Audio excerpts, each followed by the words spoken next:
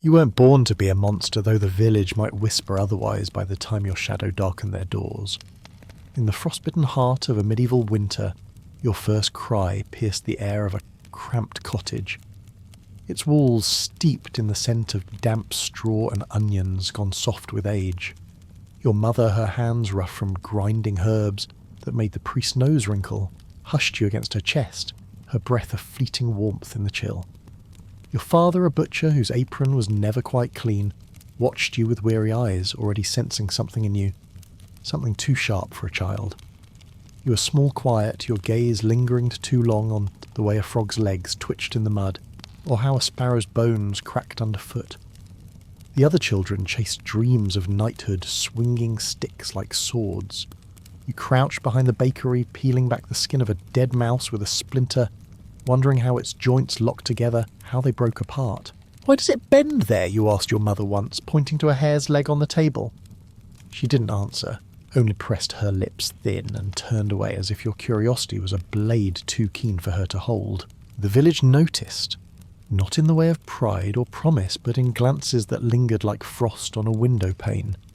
The priest's robes heavy with incense caught you watching a calf slaughter, with too much focus, your fingers twitching as if tracing the cuts in your mind. "That one's not right," he muttered to your father, who grunted and looked at his boots. You weren't cruel, no bloodlust drove you, no joy in pain. It was the puzzle of it all, the hidden mechanics of flesh and bone that pulled you like a tide. By 10 you could sharpen a knife to a whisper's edge, not for hunting or play, but because the act felt like solving something, like fitting a key to a lock no one else saw. The blade gleamed under your touch, and you smiled not at the thought of its use, but at its precision, its order in a world of mud and chaos. Your parents didn't know what to make of you. Your mother whispered of curses under her breath, though she never named you as such. Your father practical to a fault, saw only a boy who wasn't afraid of the mess. The village, though, had its own ideas. He's too quiet, the baker's wife said, her voice low as she kneaded dough. Asks questions no child should, and so the seed was planted not in you, but in them. A seed that would grow into a path no one else dared walk. A path that began not with a choice, but with a look. A magistrate's squinting gaze as he passed you in the market, your hands stained with berry juice, or something darker, your eyes too steady for a boy. Not squeamish as he said to no one in particular, and in that moment your fate was no longer yours. It was theirs, this village, that needed someone to do what they could not, to touch what they would not. You, the boy who saw too much, who asked too much, were perfect for it. Not because you were cruel, but because you were curious. And in a world of cold stone and colder hearts, curiosity was a dangerous fire, one they would stoke until it consumed you. The day they chose you, the air was thick with the threat of snow, the kind that buries secrets as easily as footprints. You were sweeping behind the tavern, the broom's bristles catching on splinters when the magistrate's shadow fell over you. His cloak was too fine for the muddy street, his eyes too sharp for the boy you still were. "You're the butcher's lad," he said, not a question, his voice low, like he was weighing a sort of meat. "Not afraid of blood, are you?" You shook your head, the broom still in your hands, your heart a steady drum, despite the chill creeping up your spine. He nodded once and walked away, but you felt it the shift like a blade finding its mark. That evening, your father sat you down, his hands smelling of iron and salt. "They've got work for you," he said, his voice heavy as if he'd rather be gutting a pig than speaking, with Gregor out by the edge. You didn't ask who Gregor was. You didn't need to. The village had whispered of him a man who lived where the road curved away from the church, where the light seemed to falter. Gregor's house was no home, squatted just beyond the village's reach, its stone walls stained with moss, its windows too small to let in hope. No garden, no chickens scratching the dirt, only a locked shed and a coil of ropes hung like a warning on the wall. You arrived at dawn, your breath clouding in the frost, a sack of bread clutched under your arm. Gregor was weighting his frame broad, but stooped his apron stiff with stains that weren't from cooking. He didn't smile, didn't offer his hand, just pointed to a bench littered with tools, blade chains, a crank that gleamed with fresh oil. "Start there," he said, his voice like gravel underfoot. You swept the floor, the dust rising in clouds that stung your eyes, but you didn't flinch. You didn't ask what the tools were for, though their shapes whispered possibilities, sharp, heavy, unyielding. Rule number 1 you learned fast: questions were for fools, and Gregor suffered none. The work was mechanical, precise, a strange dance of tasks that felt like preparing for a storm no one named. You boiled water until the room steamed mixed cleaning solutions that burned your nose, oiled gears that creaked like they held secrets. Gregor watched grunting when you did something right, louder when you didn't. You scrubbed stains from a wooden bench, the kind that didn't come from spilled wine, your hands steady, even as your mind churned. At night by the fire, Gregor sat with his tin cup, the flames casting shadows across his face, making him look carved from stone. He handed you a book once, not scripture, but something older, its pages brittle, smelling of ash and secrets. Diagrams of knots of bones, of things you didn't yet understand, but felt drawn to like a moth to a flame that might burn. You read in silence, the words sinking into you, and when you looked up, Gregor's eyes were on you, not judging, not kind, just waiting. "You'll do," he grunted and turned back to the fire. Outside the wind howled, but inside the silence was heavier, pressing against you like the weight of a choice you hadn't made. The first weeks blurred into a haze of sweat and shadows, your hands raw, from scrubbing your mind a whirlwind of unspoken queries. Gregor's house was a fortress of quiet menace, its air thick with a tang of vinegar and rust, a scent that clung to your skin like a lover's whisper you couldn't shake. You organised chains by size, their cold links slithering through your fingers, heavy with the promise of restraint of secrets pried loose in the dark. Each clink echoed like a heartbeat, quickening yours, as you imagined, not with horror, but with that same gnawing curiosity, what flesh they might bind, what bones they might test. Gregor taught without words, his grunts a language of approval or disdain. You learned to read the furrow of his brow, the slight nod when you fixed a crank without pinching your skin, the blood welling only once before you mastered the twist. Evenings by the fire were lessons in endurance, the flames dancing like forbidden desires, casting warmth that barely touched the chill in your bones. Gregor would stare into them, his cup steaming, and you sat opposite, breathing shallow, feeling the heat lick at your face, while something colder coiled in your gut. He handed you that book again, its leather cover worn smooth by hands before your pages, whispering of skeletal tolerances of how a joint could bend before it snapped like dry twigs under a boot. You traced the diagrams with a finger, the lines blurring in the firelight, and for a moment you felt a thrill not of power but of understanding, as if unlocking the body's hidden architecture was a sensual act, a caress of knowledge against the unknown. But questions burned on your tongue. You swallowed them, tasting blood from a bitten lip, for silence was the true craft here, a veil that hid the violence beneath. By the month's end, you knew knots that could hold a man's weight without slipping, could tease out confessions with a subtle pull, the rope biting into flesh like a lover's nails in the throes of passion. You identified bones by touch alone, your fingers probing a discarded hare's skeleton, feeling the ridges and curves, imagining them under skin under strain. Cleaning the metal mask was a ritual, its rust banished under your cloth, but as you polished, a whisper seemed to emanate from its hollow eyes, supernatural echoes, perhaps of screams long faded or just the wind mocking your isolation. You tried once to speak to a boy by the river your age, his laughter light as you confessed your lessons. How to keep things from breaking too early. His eyes widened, a flicker of fear, and he backed away, leaving you alone, with the water's murmur a betrayal that stung sharper than any blade. Social threads severed, you retreated into the work, the silence wrapping around you like a shroud, empowering yet suffocating, a quiet rebellion against the village's gaze. Gregor watched his grunt, almost approving, as you became not just an apprentice, but a shadow of him, useful, untouchable, bound by the unspoken intrigue of what lay ahead. The key dropped into your palm like a forbidden kiss, heavy iron cold against your skin. Gregor's grunt sealing the moment, no ceremony, no warning, just basement. You know the way. Your heart thudded, a visceral rhythm echoing the creak of the stone steps as you descended, torch in hand, flickering shadows that danced like spectres on the walls. The air grew thicker, colder, not the crisp bite of winter, but a forgotten chill that seeped into your bones, whispering suggestions of pain and secrets long buried. The room below wasn't vast, but its mood swallowed your whole low ceilings, pressing down like judgment walls scarred with grooves that caught the light hinting at claws or chains dragged in desperation. In the centre, the wooden table loomed its surface, worn smooth by centuries of unwilling guests, ropes coiled at the corners like serpents waiting to strike. Gregor pointed, "Clean that oil, this," and you obeyed your hands, moving with a precision born of weeks under his gaze. The wheel's crank turned under your touch, slick with fresh grease, but you felt its potential, the way it could stretch a body to breaking, eliciting cries that might echo with both agony and reluctant truth. No explanations came. Gregor's silence was a test, and you passed by, not asking. Though your mind raced with intrigue, what had slipped last time, forcing creativity, what blood had stained these stones. That afternoon they brought someone in, a man bound and defiant, his eyes wild with a mix of fear and fury. Not for you to handle, Gregor said, but observe, learn the pacing. Agony had a rhythm, a seductive cadence of pressure and release, like a lover teasing boundaries until surrender came in gasps.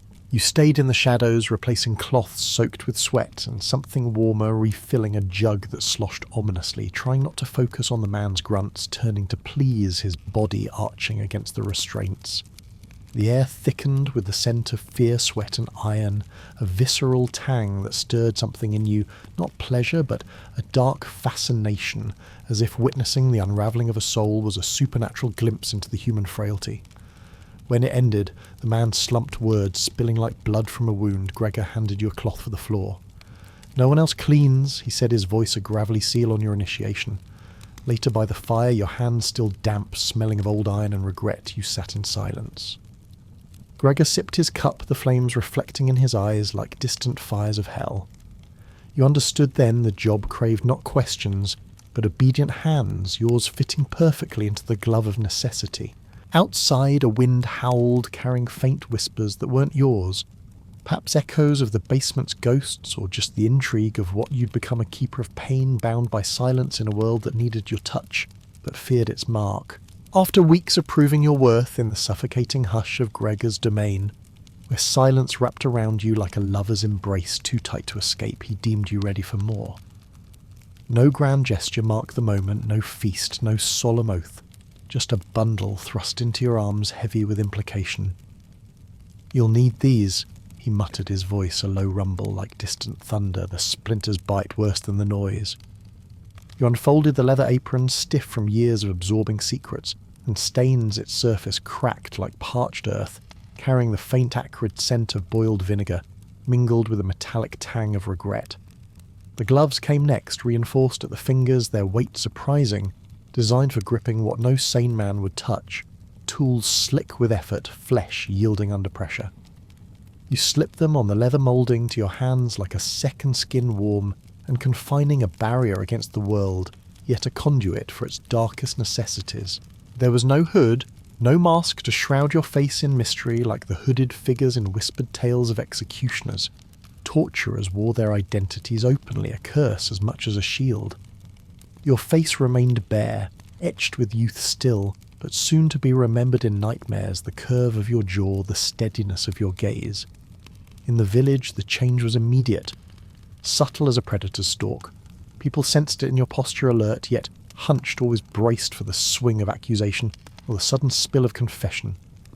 You could don your Sunday tunic, but the gloves became habit-worn, even while eating coarse bread alone, their texture a constant reminder of utility over vanity. The boots completed the ensemble, heavy-soled, clunky, crafted for traction on floors that grew slippery with more than water. Their thud a dull finality that echoed through the streets like a heartbeat ceasing. Mothers clutched their children at the sound, shopkeepers buried themselves in tasks behind counters, their eyes averted as if meeting yours might invite the rack's embrace. Once in a moment of foolish hope you smiled at a girl by the well, her hair catching the sun like forbidden gold.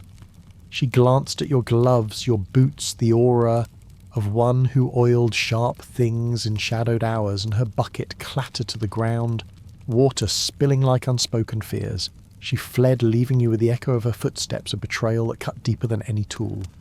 The uniform wasn't mere attire, it was a declaration, a warning etched in leather and laces.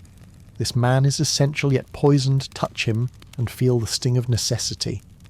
The village treated you accordingly, crossing paths like avoiding a plague-ridden well, their whispers a sensual undercurrent of dread and dependence. You stood apart, not hated with fire, but shunned with ice, a figure of intrigue in a world that needed your violence but recoiled from its intimacy.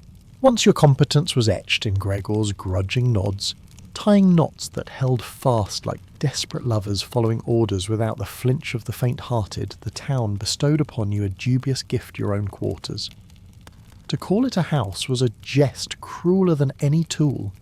It was a stone rectangle clinging to the municipal building's rear, so near the dungeon's maw that you could hear the chain's nocturnal sighs as if the iron itself whispered betrayals in the dark. The door locked with a heavy thud, a rare mercy, and the walls were thick enough to muffle most echoes, but not all. For some nights the groans seeped through like fog curling into your dreams, with a supernatural chill. The smells were a constant companion, a bewildering brew of damp wood rotting in corners over boiled herbs, masking deeper rot and a metallic undernote that clung to your throat, evoking blood or rust or both. Your first week a priest slunk by his cassock, whispering against the stones, depositing a bag of incense with a note, "Use this, please," thoughtful yet foreboding, as if even God recoiled from the aura you now exuded. The location's curse was its convenience tragically close to work, a mere 15 steps from a magistrate's midnight summons, no room for excuses or feigned slumber. Holidays dissolved into obligation, the proximity a chain subtler than any in the basement. Neighbours none dared claim the title. The nearest dwelling across the square kept shutters sealed at your boot's approach, as if your presence alone could taint their hearths.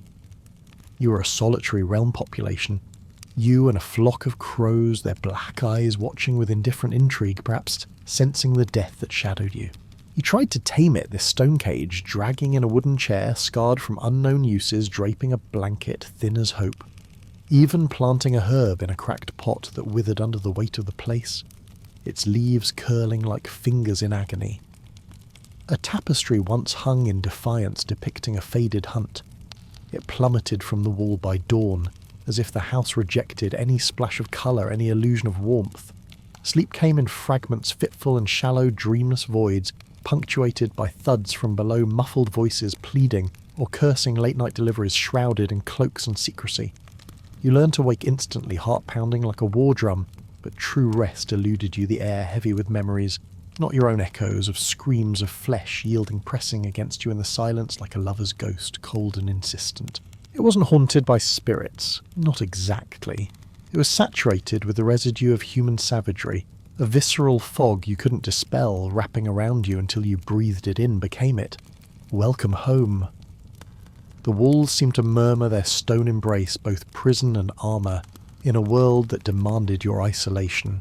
In theory, you were a servant of the public good, your role etched in the shadows of justice like a necessary scar. But in practice, the public part was a cruel jest. People navigated around you as if you were a gaping pothole in the road of conversation, their words veering away lest they tumble into your depths. You'd step into the tavern, the air thick with ale and laughter, only to watch tables erupt in sudden fascination with breadcrumbs, or the grain of the wood eyes darting like prey, sensing a predator's gaze. Children vanished behind skirts, dogs barked once before whimpering into silence, reconsidering their bravado. You weren't barred from festivals or weddings. Oh no, that would imply acknowledgement, but invitations mysteriously evaporated, lost to couriers. Or the wind excuses murmured about your iron things keeping you occupied. At the market, merchants offered strange smiles, the kind reserved for tacksmen or unwelcome kin, their service swift and clipped, urging you onward, like a bad omen they dared not linger with.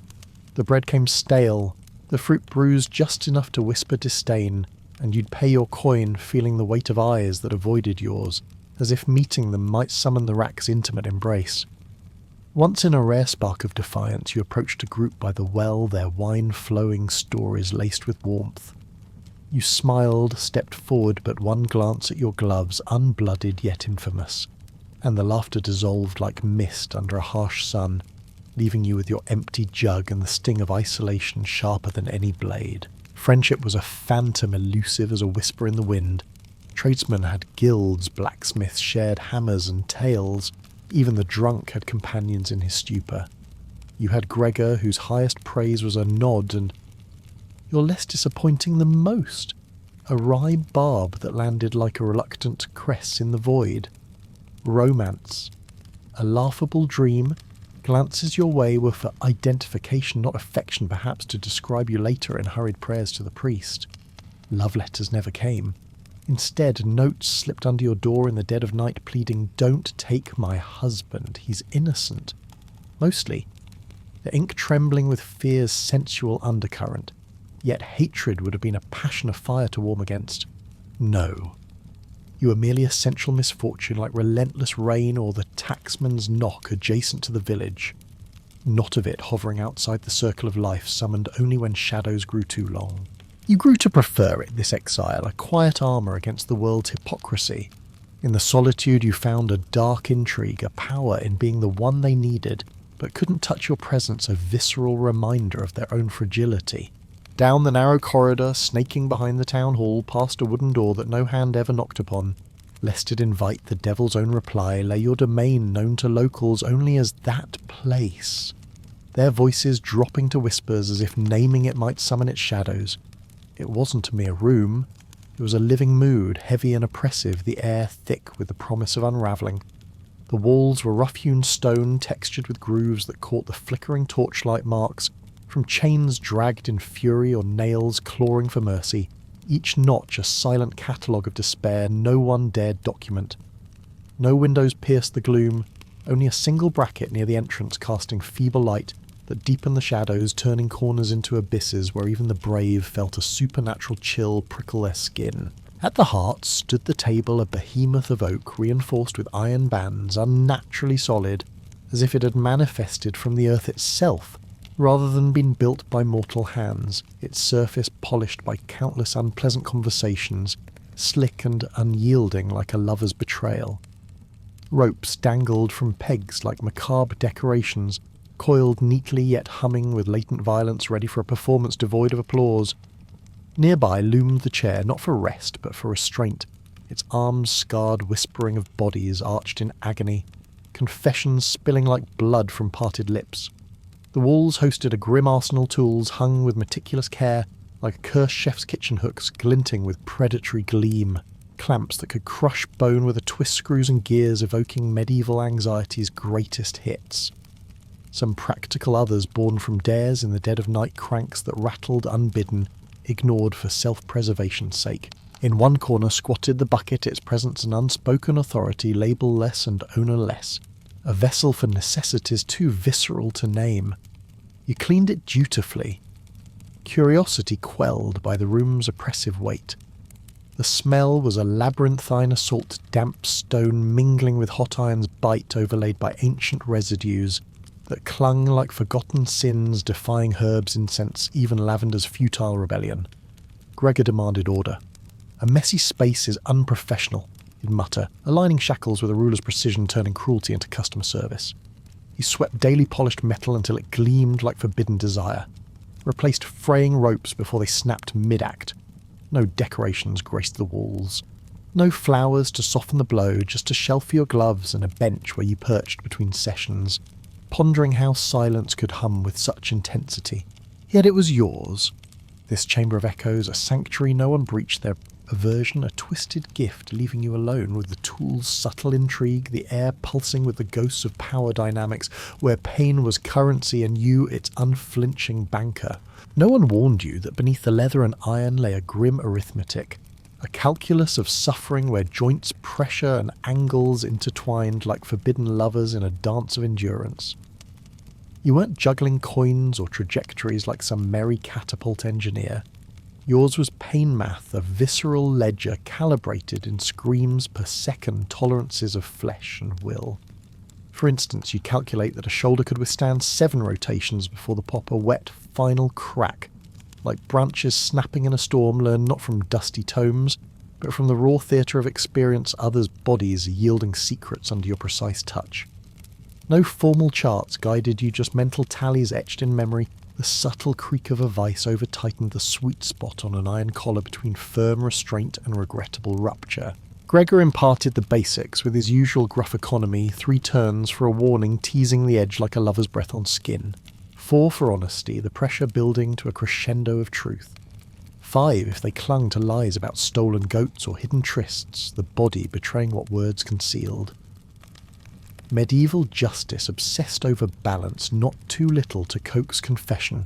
Not so much that you'd explain mangled limbs to a scowling bishop, his eyes accusing you of excess while ignoring the necessity. Your tools lacked instructions, yet you mastered their whispers like a musician coaxing notes from a lute. The wheel's smooth glide when oiled just right. The vice's protest at overzealous twists. Each a symphony of control where timing was everything.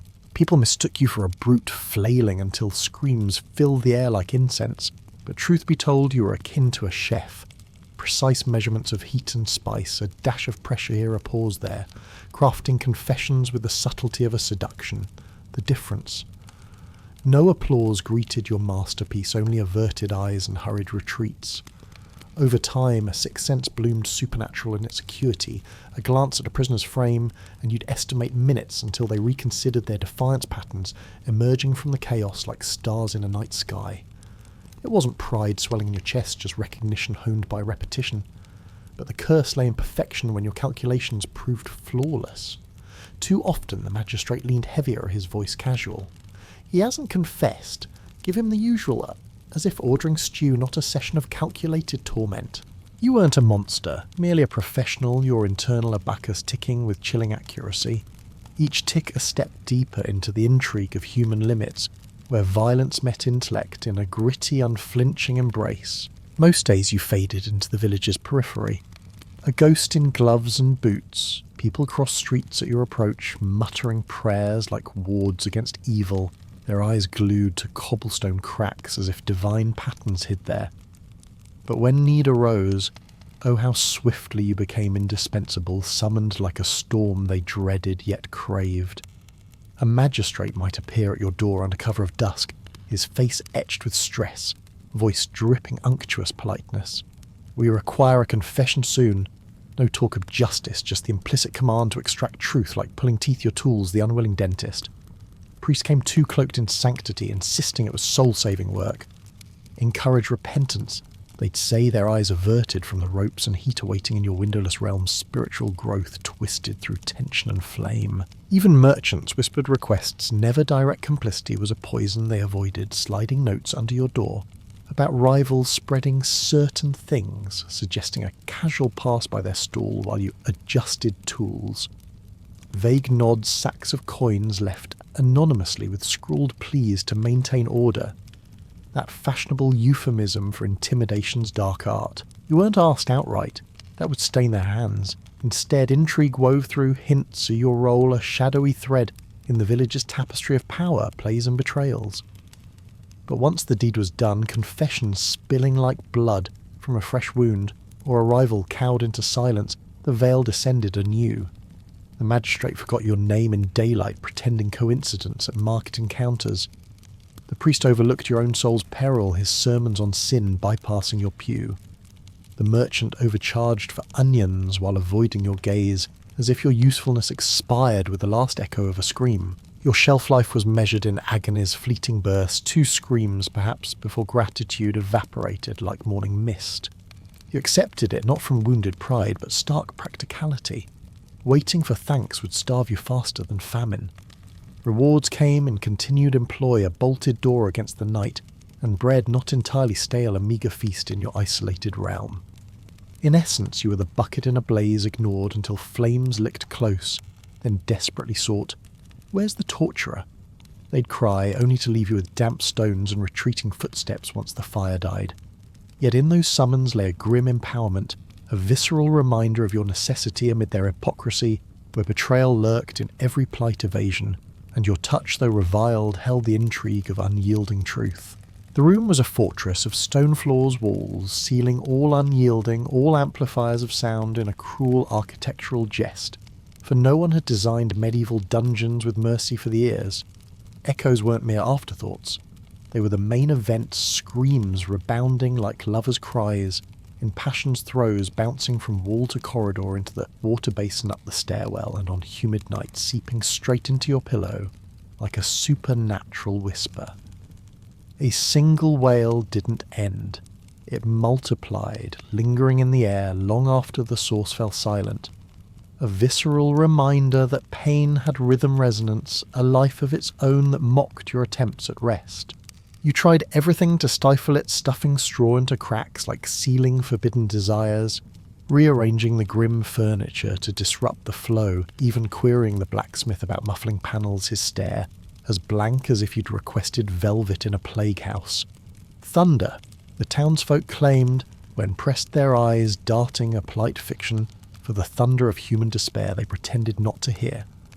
But you adapted, honing a grim expertise, distinguishing fresh cries from those delayed by days, the timbre telling tales, mourning sharp edge versus the faded groan of 3 dawns past.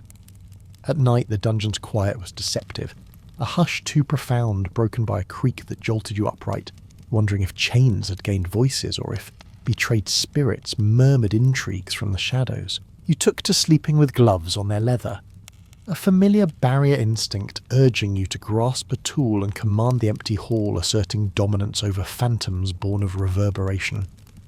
Tales whispered of torturers driven mad by it, their minds fracturing like bones under boot. You didn't break, but the echoes followed you, a haunting not of ghosts but of leftover sound, clinging like a lover's scent you couldn't wash away. Worse than spectral visitations, this auditory residue pressed in turning silence into a symphony of remembered violence. Each bounce a betrayal of peace, a wry reminder that in your world even agony refused to die quietly, its echoes weaving through your dreams with unflinching persistence. You'd imagine a profession entangled in confessions dislocated nobles, and the raw underbelly of fear would command a purse as heavy as its moral weight. Yet reality was a bitter jest, your compensation not merely meagre but erratic, bewildering, occasionally manifesting as a wheel of dubious cheese. Officially tethered to the town's coffers, you drew from a murky well of fines, voluntary donations and purses slipped by kin desperate to soften a nephew's interrogation, their coins clinking with the intrigue of hushed bargains. Some weak silver gleamed in your palm, cold and promising. Others brought turnips thrust forward with a shrug. This is justice's face today. As if root vegetables could mend frayed ropes or soothe the ache in your hands. Once a chicken arrived, scrawny feathers ruffled, eyeing you with suspicion, as if it sensed your trade's rumours, a feathered omen of lean times. No steady salary graced your ledger, only vague assurances of value, bureaucratic doublespeak for "don't inquire." You tracked it in a notebook, not chasing arrears, but clinging to the illusion of normalcy, a desk job amid the shadows. Greer had warned, "Wealth evades this path but need endures," his words hanging like a threat or balm ambiguity, your constant companion. Emboldened once, you cornered the magistrate voice. Steady. Sharpening isn't free rope, snap vinegar costs coin. He nodded gravely, agreeing with solemnity, then pressed a lone copper into your hand. Alongside a murmured, "Thanks for your silence," a betrayal wrapped in civility. Quitting was folly. No queue of eager souls awaited your vacancy, and what resume could you craft? Adept at knots that bind like lovers' vows, spatial maestro of restraint's solo crowd control specialist. So you persisted, budgeting scraps, patching gloves with calloused fingers, repurposing tools in grim thrift, stewing meals from discards unfit for polite tables. The irony gnawed you, applied pressure for a living yet lived crushed beneath financial strain, fearing the butcher's unyielding gaze more than any prisoner's defiance. They trembled at your instruments, but when coins dried you bartered with shadows, a visceral dance where necessity's blade cut both ways, leaving you richer in secrets than silver, empowered yet ensnared in the village's web of dependence and disdain. Contrary to the wild tales spun in taverns where torture bloomed as a chaotic frenzy of invention and malice, the medieval craft was bound by rules not compassionate or crystal clear, but ironclad nonetheless, a framework that turned savagery into sanctioned art. You couldn't awaken with a whim to probe some cat-hoarding villager's secrets. Authorization was mandatory, scrawled by a magistrate's quill, or rarely a priest's blessing, once even from a boot-worn stranger, claiming king's orders, his eyes shifting like shadows in intrigue. The law decreed torture as ultima ratio, a last resort, yet in the grit of practice that often shrank to, "We barked at him for 10 minutes, now we're weary, exhaustion birthing expedients." Guidelines loomed like spectral overseers, no permanent maiming, at least on parchment limbs twisted beyond repair breath, stolen forever, or minds shattered into oblivion, drew frowns unless confession flowed, rendering it unfortunate efficacy. Records were kept haphazard scratches on wax tablets. Subject uncooperative, applied moderate persuasion. A veil over anything from a piercing stare to 4 wheel turns and a theatrical pause, the ambiguity a shield against prying bishops. A priest often hovered his presence a nod to soul salvage, amid skeletal trials intervening only for theological debates, or midday repast his robes a stark contrast to the room's visceral tang. Banned implements existed not for excess cruelty, but myth. Iron maidens were fables dismissed with a snort. You wielded real tools, nameless save the crank or that tooth thing on a sister. Their bite regulated to avoid scandal. This placed you in a liminal realm Payne's permission granted yet precarious one misstep. One groan too prolonged and excessive branded you inviting dismissal, or ironic promotion depending on the watcher's whims. Power dynamics pulsed class tensions in a lord's sadistic edicts versus your quiet defiance in measured turns gender in a woman's cunning pleas piercing the haze. Torture was regulated a gritty bureaucracy where violence met paperwork empowering the marginalised through your reluctant agency, yet leaving no one. Least of all you feeling absolved the rules. A thin veneer over the human struggle's raw unflinching core. No golden chalice or farewell banquet awaited the end of your grim tenure. No parchment-lauding years of ligament-straining service. Retirement from torture wasn't a graceful exit, but a quiet vanishing if fortune favoured you. The craft offered no roadmap for twilight years, hands trembling like autumn leaves, knees clicking like rusted hinges, precision fading into peril where oops meant confessions lost to complication. Gregor never retired. One dawn he pressed his gloves into your grasp, nodded like bequeathing a cursed heirloom, and strode into the mist, a folk tale dissolving unseen thereafter, perhaps felled, sharpening something lethally keen, or simply swallowed by obscurity's embrace. You harboured no illusions of longevity stories whispering of those who fled one to a distant bakery. Croissants tainted by crank oil rumour's patronage, crumbling like over-baked dough. Another as a herbalist, potions potent until sorcery accusations torched his hut, leaving him a voluntary scarecrow amid fields of judgment.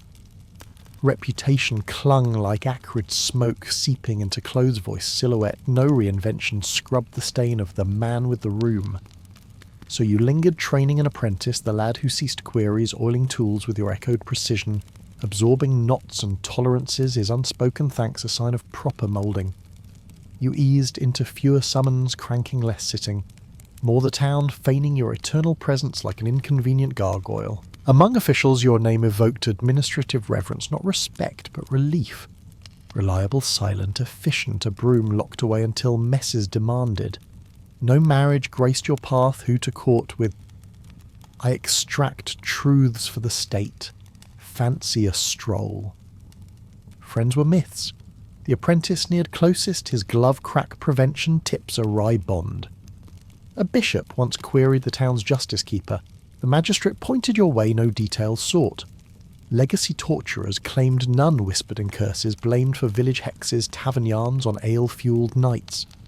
Children fancied you rat-devourer youths dared door knocks, adults averted eyes yet summoned for chaos. You pondered carving initials into your bench, but the room remembered you in echoes loud and lingering. If legacy endured, it was silence, the hush post-confession empty streets at your passing, the unlabelled door everyone knew. Upon your fade speech would cease fitting for one who wielded quiet as a blade. Years rolled wars, flared, taxes bit, plagues, danced like old flames. You a steadfast fixture, unacknowledged yet unmovable, your essence woven into the village's stone, necessary, untouchable, a defiant echo in humanity's savage tapestry.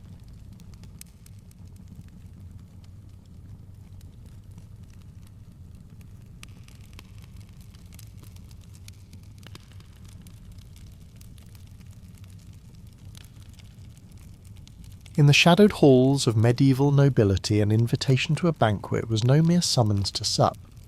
It was a silken snare, a declaration of your worth woven with threads of status, intrigue and peril, where one wrong step could unravel alliances like flesh under a torturer's blade. You, a lord or lady of middling rank, felt the weight of it arrive not via crude missive, but a courier cloaked in secrecy bearing a wax-sealed scroll perfumed with rose, and suspicion or perhaps hand-delivered by a steward in your host's colours, his eyes scanning for betrayal in your gaze. To receive such a token meant you were deemed respected, useful, or under watchful eyes. Peasants, of course, were ghosts to this world, while even minor gentry clawed for favour through land gifts, whispered marriage pacts, or coins slipped like daggers in the dark. Declining. A defiance that birthed rumour's illness feigned to hide poverty or rebellion simmering like a cauldron of poison. You imagine the whispers, they spurn the Lord's table treason brews in their veins. Acceptance ignited frenzy. Tailors summoned at dawn, their needles pricking fabric like subtle violence crafting gowns, or doublets that hugged your form with sensual promise, silk whispering against skin as you prepared to be seen, to seduce alliances with a glance or a touch.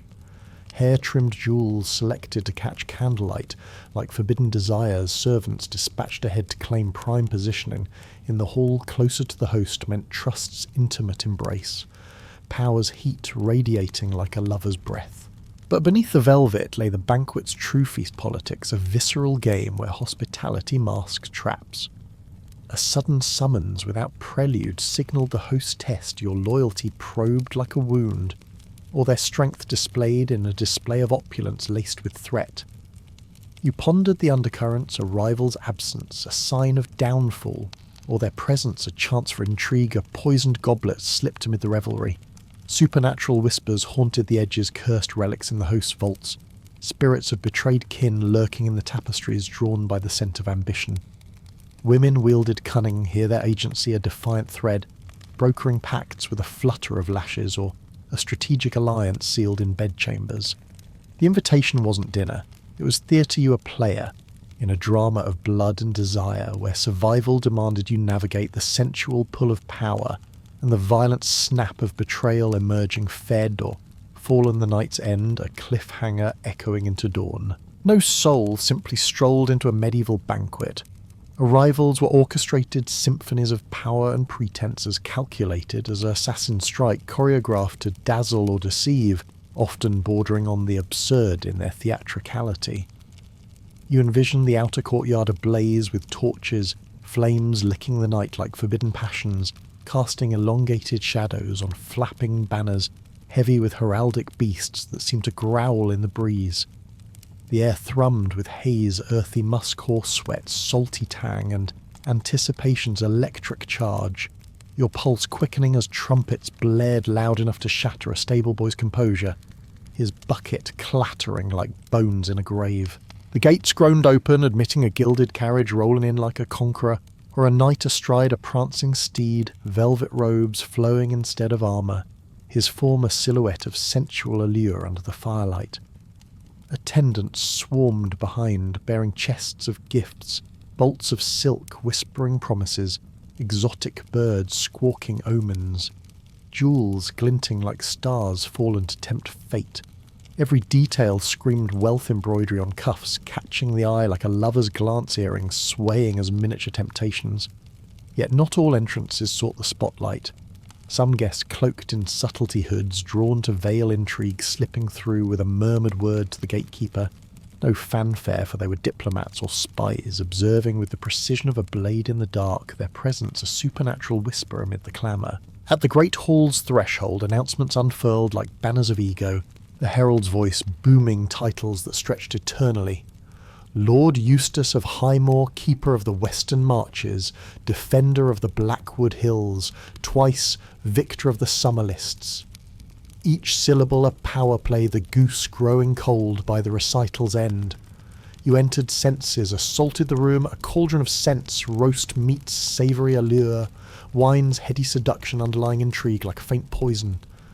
Eyes scanned who graced the space, who absented themselves in silent betrayal, who dared French silk in an English den, fabrics brushing skin with traitorous softness. Smiles, concealed calculations, bows measured for deference or defiance, diplomacy unfolding over lamb and libations, servants' shadows, whisking cloaks, proffering spiced wine that warmed your veins like a lover's touch. One misstep a noble too near the salt or distant from the lord and drama ignited before the first bite, violence simmering beneath the veneer supernatural echoes of cursed feasts where ghosts joined the table. Arrival set the night's tone applause for the bold whispers, for the envious dread, for the marked the doors, sealing you into a game where feasting veiled the raw hunger for power. You might think claiming a seat at the banquet would be the simplest act, a mere pause in the evening's whirlwind. But in the opulent haze of a medieval hall, seating was a loaded siege engine primed to launch fortunes, or shatter them like bones under a warlord's boot. At the epicentre loomed the high table elevated on a dais, like a throne surveying its realm where the host presided amid a constellation of prestige kings, with crowns heavy as unspoken threats, dukes whose smiles hid daggers foreign envoys, whose exotic silks whispered of distant intrigues. Placement here was a sensual map of favour, one chair too leftward, and whispers of disfavour slithered through the air, like a lover's cold withdrawal. Too intimate to the host, and jealousy ignited a violent spark in rivals' eyes, breeding plots of poison or midnight blades. Flanking this pinnacle sprawled trestle tables and benches, ranked not by comfort's embrace, but hierarchy's iron grip nobles clustered forefront, their velvets brushing in accidental caresses that sparked alliances or affairs. Knights are notched down their chainmail, hidden under finery yet ready for the fray.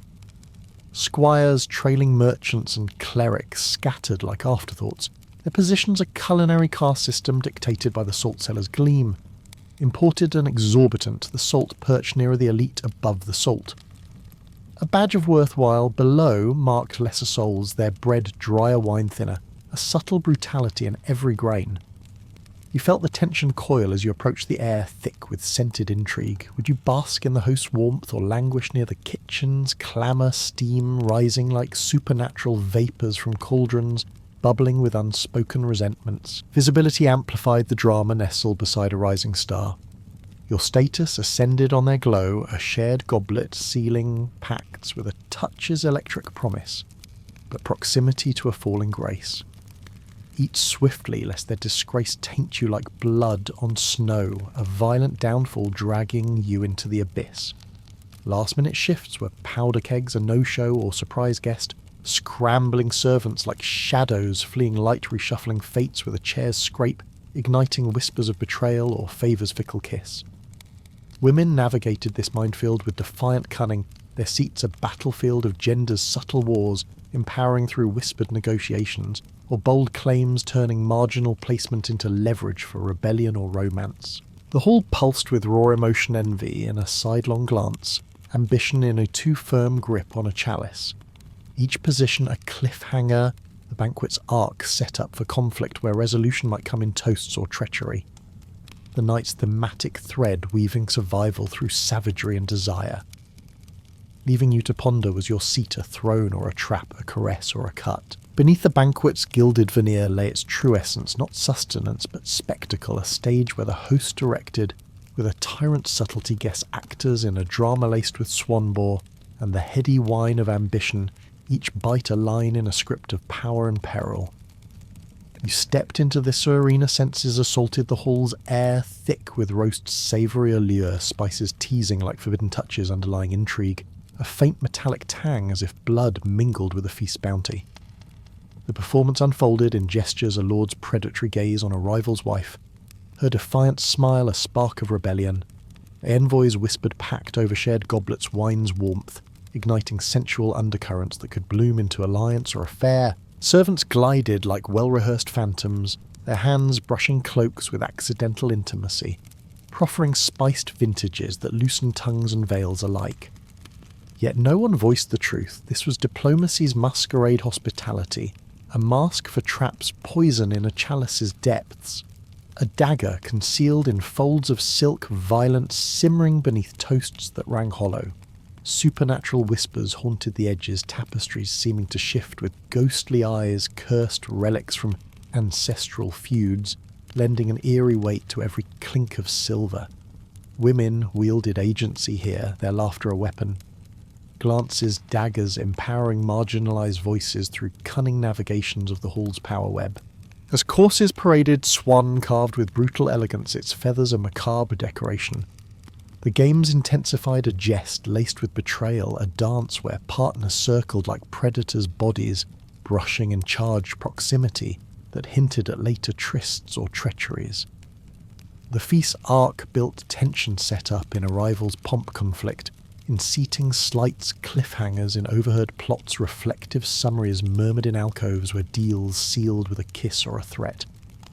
You lingered post-meal, the bathhouse beckoning as extension steam-laden chambers, where nudity stripped pretenses, reputations forged in heated whispers, business struck amid floating trays of fruit and wine flirtations, blooming like forbidden flowers.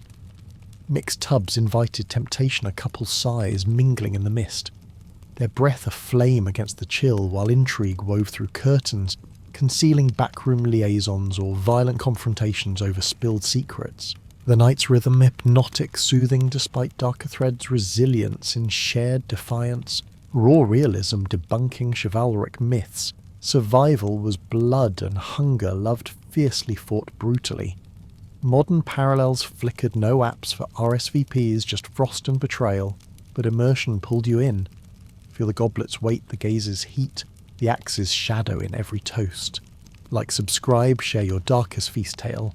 The performance ends, but echoes linger, a thematic motif of passion and savagery, connecting to the next act's steamy revelations.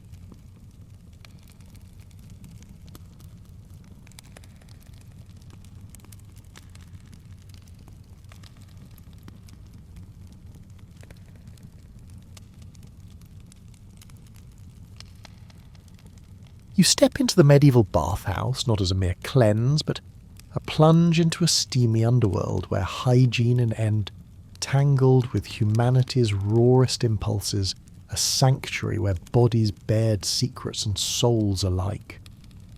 The air hangs heavy, moist and intoxicating like a lover's breath in the throes of passion, carrying whispers of lavender and sage that mask the underlying musk of sweat and desire. These weren't solitary tubs for quiet reflection. They were communal cauldrons bubbling with life in Germanic and Central European heartlands, where men and women mingled in adjacent pools or shared the heat outright, their skin glistening under flickering lantern-light boundaries, dissolving like steam in the air. Here business thrived in the haze. Merchants stripped of swords and guards negotiated in neutral waters, their rivals relaxed and vulnerable. Half-submerged bodies betraying truths no contract could hide. A grain deal sealed with a nod, wool prices haggled as warm currents teased bare flesh. The logic brutal yet seductive disarmed, literally tempers cooled by the soak, yet intrigue simmered, a misplaced word sparking alliances or vendettas that could erupt into violence beyond the walls. Gossip flowed freer than the waterlord's illicit affairs exposed in hushed tones. Land disputes dissected amid splashes, tax evasions, plotted like assassinations, bathhouse attendants. Those silent sentinels were vaults of knowledge, noting who entered entwined, who departed, flushed their eyes, catching whispers too intimate for daylight. And where steam-veiled skin flirtation ignited like dry tinder mix bathing a norm until the church's puritanical grip tightened couples dining afloat on wooden trays laden with wine that warmed veins, fruits whose juices dripped sensually down chins. Sweetmeats nibbled in playful bites that hinted at deeper hungers. A woman's laugh echoing off tiled walls, her hand brushing a companion's thigh under the surface heat, sparking in the mist like forbidden fire. A man's gaze lingering on curves revealed predatory, yet charged with mutual defiance against societal chains. Supernatural folklore wove through whispers of water spirits, luring the unwary to drowned ecstasy, or cursed springs that amplified desires into obsessions, turning flirtations into frenzied unions or jealous brawls, knives flashing in the vapour if passions turned violent. Yet for most it was unwound's embrace in a world sans cafes or digital veils, a naked town square where connections forged stories, swapped hierarchies, stripped away in the tub's equality, though outside the ladder loomed. You feel the water's caress, hear the murmur's rhythm, a hypnotic pulse blending pleasure with peril, resilience shining through, as marginalised voices, women as cunning negotiators, peasants glimpsing nobility's vulnerabilities claimed agency in the steam's egalitarian haze, debunking cleanliness as mere virtue, revealing it as a battlefield of savagery and seduction. The medieval bathhouse transcended mere scrubbing. It was a feast for the senses where dining intertwined with immersion, turning warm waters into banquets of indulgence across Central and Northern Europe, particularly in the Holy Roman Empire's steamy enclaves. You recline in the tub mist, curling like spectral fingers as floating trays drift by wooden platforms, with raised edges to thwart spills bearing multi-course marvels rivaling castle halls, roasted game hens' crispy skin yielding to tender flesh. Ale pitchers foaming with promise, soft bread slathered in honeyed dates that drip sensually into the water. To woo a companion send a tray their way, a medieval flirtation, akin to a tavern drink but amplified by the haze splashing, adding playful chaos to the seduction. Servants barefoot against slick tiles wove through the tubs like shadows in a dream, delivering platters with deft grace, refilling goblets that warmed blood like a lover's whisper, ensuring luxury amid the steam's hypnotic rhythm. Larger establishments boasted private rooms, intimate sanctuaries with personal tubs and candlelit tables where dim flickers danced on bearskin, amplifying flirtations into charged encounters, wine's heat mingling with the water's caress, a sigh escaping as fingers brushed under the surface desires, building to a crescendo of passion or peril. Yet indulgence varied. For the less affluent simple stews or cheese on bread sufficed communal plates passed hand to hand, breaking social barriers in shared nudity, laughter echoing like defiance against rigid hierarchies. The church ever vigilant arched brows at this undressed revelry dining bare, a scandal opposite, sexes tubbing together practically sinful sermons decrying lust boiling over in the hot depths like a cauldron of temptation. And they weren't wholly mistaken. Reputations whispered of trays concealing more than meals, curtains veiling backroom trysts where passions turned violent jealous blade flashing in the mist, blood mixing with bathwater in sudden brawls over betrayed glances. Supernatural tales heightened the intrigue spirits, infusing the steam with aphrodisiac vapours, cursing the unwary to endless desire or vengeful hauntings. Yet these suppers persisted, a gritty testament to resilience, empowering women as orchestrators of intimate deals, their agency blooming in the equality of exposure. You taste the irony, decadence in a world of plague and piety, raw realism stripping romanticised baths to reveal savagery beneath the suds loved fiercely amid the peril. Modern echoes, no spas, just steam and scheme's immersion, pulling you in with you perspective, feel the trays bob the wines, burn the gazer's heat. Like, subscribe, share your steamiest tale.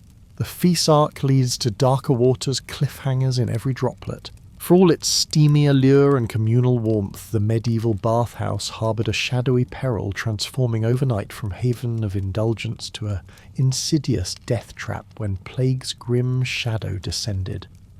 You immerse yourself in the haze, feeling the water's deceptive embrace, but as the Black Death's whispers spread, the connection dawns too late. These shared sanctuaries, once symbols of purity, become breeding grounds for catastrophe. At first, ignorance veiled the threat. Bathers flocked even amid illness rumours, clinging to beliefs that soaking warded off miasma, a moral cleanse as much as physical herbs like sage and rosemary, infused in the tubs, their scents a futile ward against the invisible foe physicians prescribing warm baths to balance humours, unaware of the fatal irony. Yet the floor was visceral communal tubs where bodies pressed close skin, brushing in charged intimacy, now vectors for doom, fleas leaping from robe to robe, poor sanitation, turning runoff into poison, seeping into public wells, contaminating the very lifeblood of towns. Shared towels trays passed hand to mouth, even the steam's caress carrying contagion, a supernatural curse seeming to lurk in the vapours, luring the unwary to drowned fates or fevered ends. As epidemics ravaged the 14th and 15th centuries, scrutiny intensified. Authorities shuttered bathhouses, first temporarily, like sealing a lover's door against betrayal, then permanently in fear's grip, religious leaders seizing the moment, to decry them as dens of sin now armed with medical pretext. Better filthy and alive than cleansed and entombed. Their sermons thundered a wry twist on virtue. Paranoia bloomed like black boils, soap makers trade withered patrons eyed each other with suspicion, fearing a cough's betrayal or a flush's hidden